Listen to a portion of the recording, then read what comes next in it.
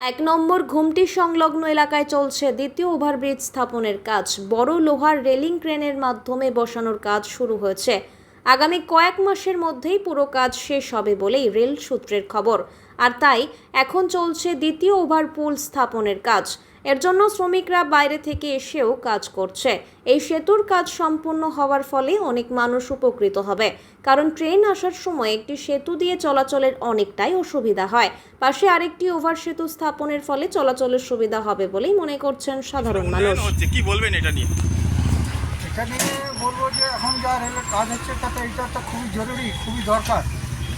আর এটা হওয়াতে পাবলিকের সত্যিকারে এখানে যা জাম হয় তার থেকে অনেক বেশি, এটা হওয়াতে অনেক বেশি পাবলিকের অনেক বেশি ভালো হবে। এবং যে সরকার, যা কেন্দ্রীয় সরকার যেগুলো করছে এগুলো সত্যিকারই অকল্পনীয়। আশা করি ভবিষ্যতে এরকম কাজ যাতে আরও হয়, তাতে পাবলিক সাধারণ মানুষের কি সুবিধা হবে? মানুষের বিশেষ করে এখানে যে জাম হয় সেই যাতায়াতের পক্ষে অনেক সুবিধা হবে। এবং এখানে একটা যদি সম্ভবত সেটা ফুট ব্রিজ। হ্যাঁ, যে এখানে একটা গেটটা বন্ধ হয়ে গেলে একটা পেশেন্ট নিয়ে গেলে পরে খুব অসুবিধা হয়।